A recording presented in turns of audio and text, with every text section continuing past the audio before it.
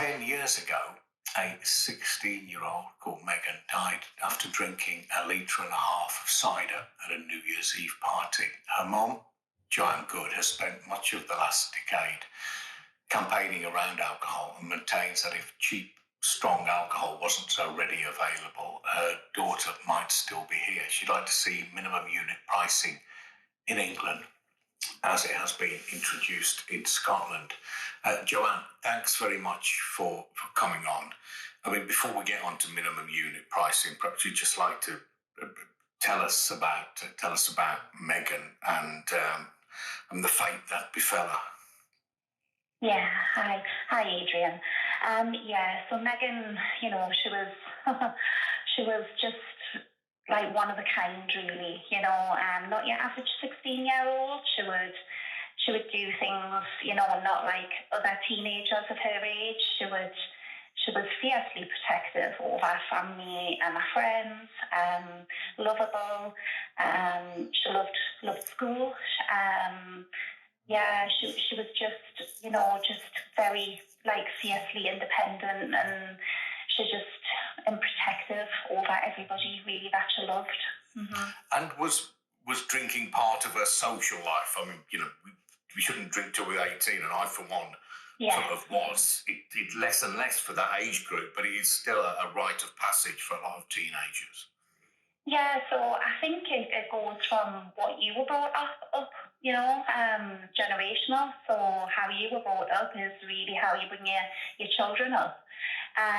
So for me, and her really, when she turned 16, like every other parent out there probably thinks, that it's better that they get it from you rather than find it on the streets.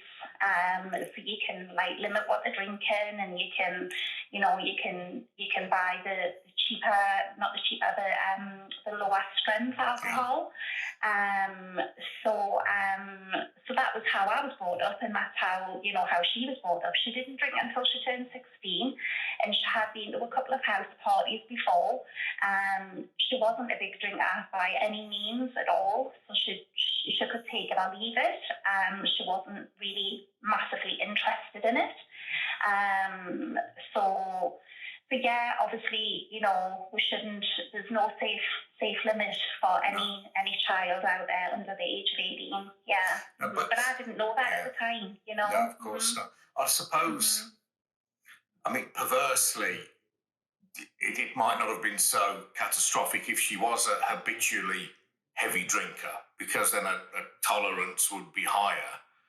So she may well have survived drinking that awful, incredibly strong cider, which I take it what happened.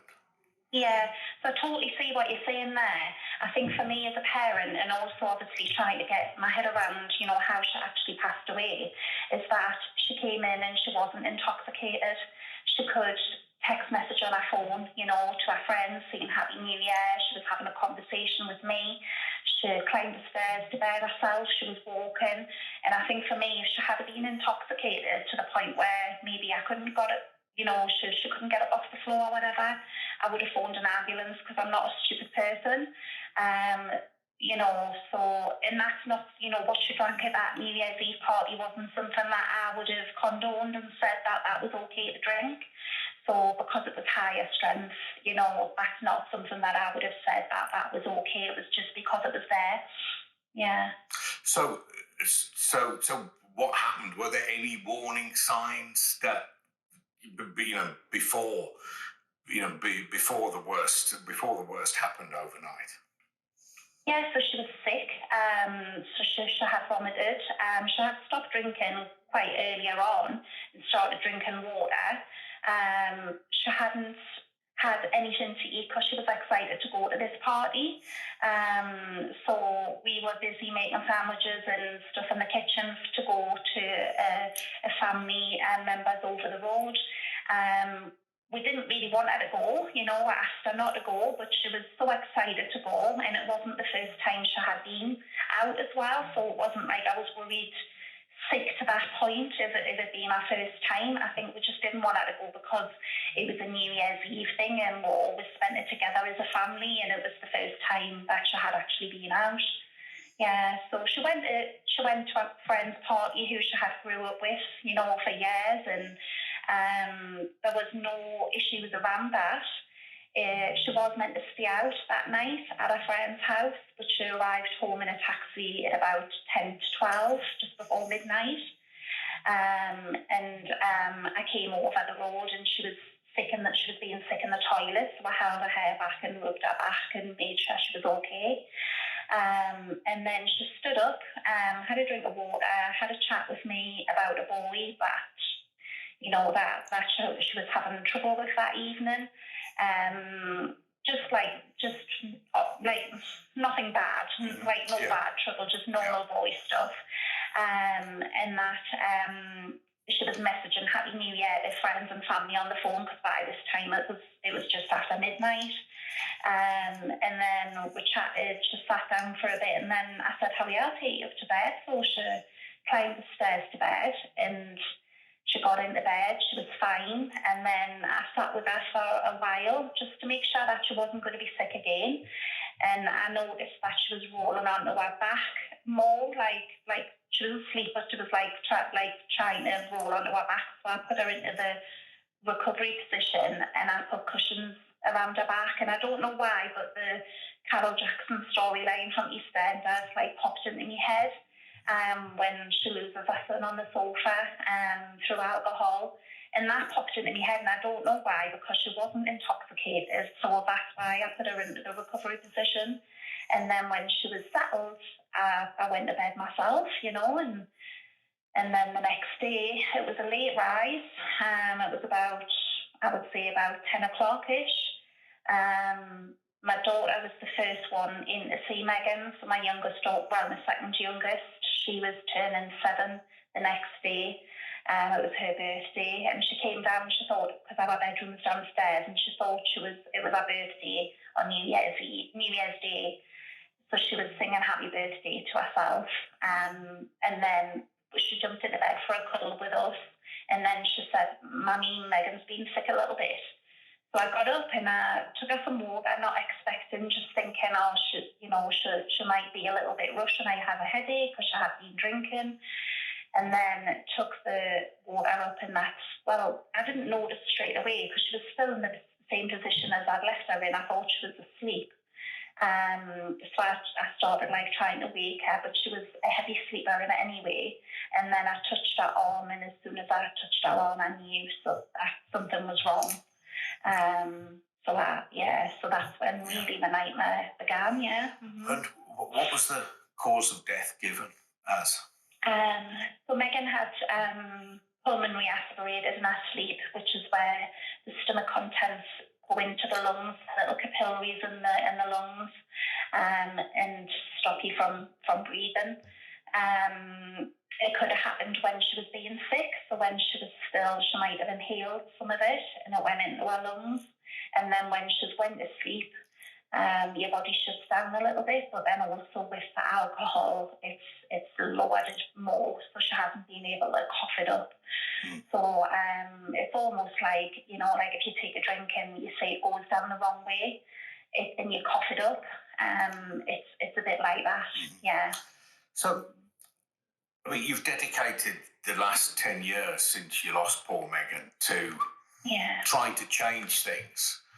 And I suppose, we have to accept kids are going to get intoxicated on one thing or another, not necessarily alcohol. But so given we understand that, what do you think could make a difference? So I spent many years, obviously, and I'm still in grief, and grief is a really hard passage to walk through. And I spent many years not knowing what to do and kind of feeling really, really like a big level of guilt because, as a parent, as a mum, and it's not that I knew she was going to be drinking, because she could take it or leave it. Yeah. It was just the fact that she passed away because of alcohol, which is really, really I don't know how to explain it. As a parent, it's almost like, you feel like people would presume it would to be your fault. I kind of guess is the way I'm going with it. So I spent many years, trying to think and not knowing what to do, just trying to get my family back together, without Megan being there and in a different sense. And then it came to I think it was about 2017, and I got in touch with Balance and started doing some minimum unit pricing and trying to campaign for minimum unit pricing.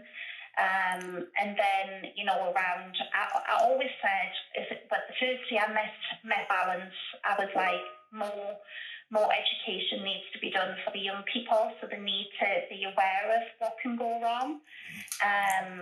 So I did that, and then I went to university and I graduated last year, and now I work with children and young people who have alcohol or drug use. And I go into schools and I share Megan's story with them. And I try to bring up the price of cheap alcohol that's aimed at young and vulnerable. So whatever sort of ultra strong cider it was, you believe that if it was priced higher, then whoever bought it paid for it that night, then then less of it might have been at that party, might not have been bought at all. You believe it can make a difference, that difference in price? Yeah. So when you think of groups of teens, they usually pool their money together. If the price of the cheapest alcohol is risen, then they're going to have less money to spend on it. I'm not saying that teenagers aren't going to drink. I'm saying what needs to be done is that things need to be put in place to help to assist them not to, and also obviously education is part of that. Mm-hmm. And you've looked at what's happened in Scotland, and what do you conclude? Because it is kind of contested, but there's signs of a marginal improvement, at least in the situation. Yeah. So Scotland and Wales, obviously, and Scotland were first, and that is, improvement. And we have to look at that and think about, the way society is right now. And it's not just about, young people, it's about vulnerable people as well, and also all of our services that are tested to the limit because of alcohol. We've got highs of liver damage in people that are, just in their 30s, and it's really, really, it's detrimental to society and to future. Mm-hmm. Okay, well, wish you well with your campaign, and thanks very much for coming on, Joanne. Thanks, Adrian. Thank you. All the best. That's Joanne Good.